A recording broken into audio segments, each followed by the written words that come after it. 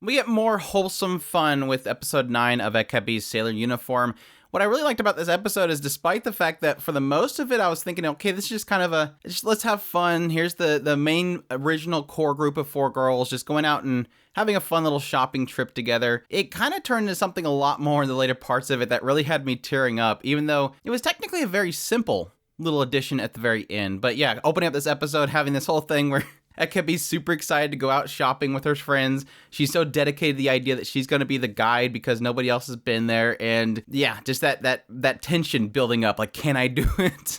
She's so pure. It's so funny. But yeah, a little cute little scene with her getting her hair cut. And then jumping right to, yes, everybody kind of joining up at the mall. Well, before that, we have this little perspective of Kojo, one of the friends, being really, really engrossed into her book. I've never really gotten that. I mean, I guess technically if you get that interested in something, it's hard to really kind of gauge what's going on around you. But I don't know, maybe I just have too much a heightened awareness of my surroundings. I don't know that I'd ever be able to do that. I think I've read something on my phone and somebody maybe passed by that I didn't know, but just like to be able to, like, even if I don't see somebody approaching, I would probably get a sense there's somebody next to me. So it's a little weird to me, but I know that apparently some people are like that, just not me. If that's you, definitely let me know in the comments. But yeah, when everybody joins up, that was really cute because you get to see everybody in their casual outfits. Akebi was already looking really cute. It's technically I think the first time we've seen her in jeans. But yeah, Usagi Hara, she decided to do up her hair with braids, do her nails and everything. This entire episode really does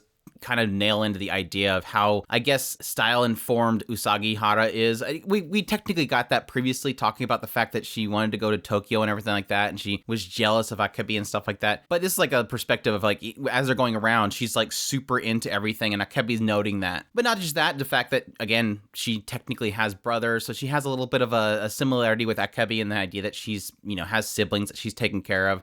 So Akebi talking about this little play area kind of connects with her. But yeah, that was a lot of fun, kind of them running around and seeing these little insights to each one of them, and even to getting into books and stuff like that. But again, one of the core things we've noting here is how much Kojo likes books. But not only that, but she also likes the idea of writing, which Usagi Hara is kind of pulling out of her. Well, if you want to write, what would you write about? And this pushes in the idea that Kojo doesn't really know. She wants to write, but she notes that when she reads other people's work, including this one that she was reading on the way there, she loves how they use literary styles and words in order to create a story, and something that she's never been able to do. But yeah, then we get to the eating scene.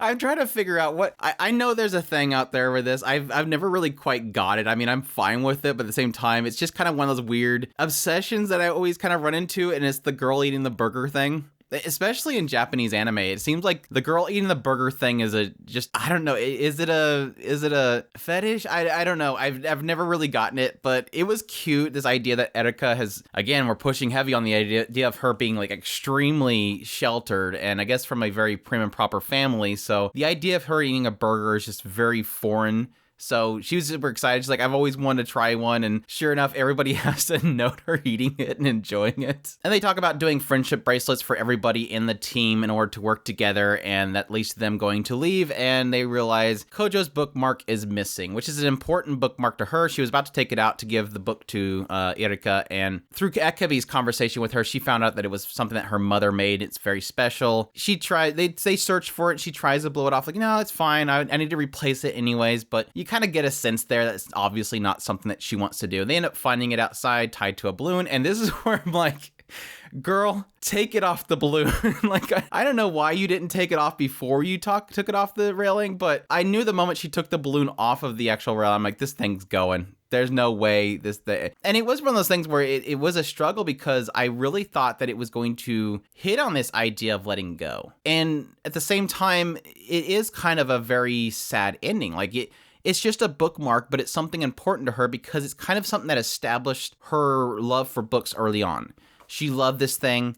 This was a sign that her mother supported her. And so she's always had it with her, even though it's just a bookmark. I have a lot of things in my room that are just these very dumb, insignificant things, but they're special to me in some way. Like this little thing right here. It's just a stupid little beanie thing, but this was something that my grandmother had that I took when she passed away. So it's got a meaning to it. And so things that are meaningless sometimes have meaning just based on the idea of how important it is and how it's been with you throughout the years. So yeah, when it got stuck on the tree, I'm like, okay, either this writer is being really cruel right now with having this, let's keep constantly giving a chance, but it never gets, or, okay, they're going to get it.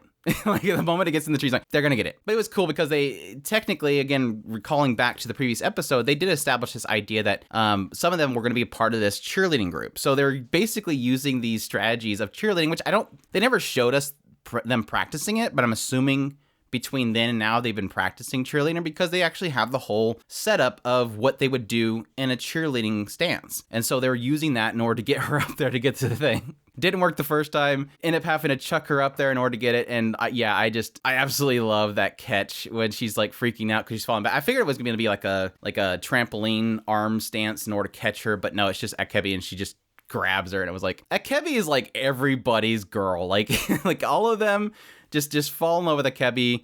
You have to. There's no way you cannot fall in love with this girl. She is just she's too pure and she's too supportive and she's just too perfect. And it just absolutely love her to death. That smile just says it all. And just how I think this is one of those things of where I believe that because of how well they portray each scene, what Cloverworks is doing with this, the director's doing with this, is they're managing to pull off every single scene, even if in normal cases it's not that big of a deal. Like, again, technically, I think the whole bookmark is a big deal. It's got meaning to it. It's got significance to it. It's something that's been with her for a long time through so many points in her life. But yes, it seems like an insignificant scene. But because of how well they portray the shots, how well they portray the music, ramping up the music, the slowing down of the action at certain points, it so nails emotion so well that, again, something like that just had me kind of tearing up. Like I felt that joy and I felt that love in the air. So it's such a good show. It's so good at wholesome, simple things. It's not going for crazy melodrama. It's not going for, we come to find out the bookmarks from the mother and the mother just recently died. It's not going for those heavy, easy ways of pulling emotion. It's just, this is significant to her. I love how Akebi puts it. The moment that balloon flew away, I seen your feelings going with it. Again, it's simple, but it has significant meaning. I could go on and on. I think close to the end of this show, I'm probably going to make a video just talking about how I think they're, between the original creator, the director, and the studio, everybody is making something so wholesome and simple have such impact without the necessity of the easy routes. Again, mom died after making this bookmark for her, so it's got meaning there. The Erika is a part of an abusive family, so she really wants to get out of the house and hang out with everybody.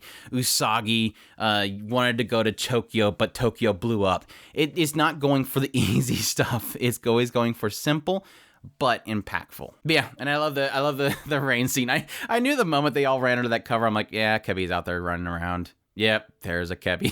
We know who Akebi is. We know, they should know that. I guess technically they acknowledge that. Yeah, that's Akebi. But I love watching them all run out there and get soaked. And the rain goes away and they're just standing at the bus stop just soaking. I love that kind of just that pause of, we kind of look ridiculous right now. It was so good. Love it to death.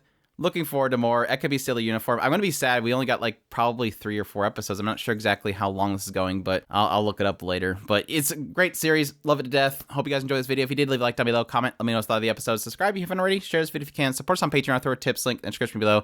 We also have a Discord link down there. You can join us and talk about Akebi if you want. We have a channel for it. But y'all take care.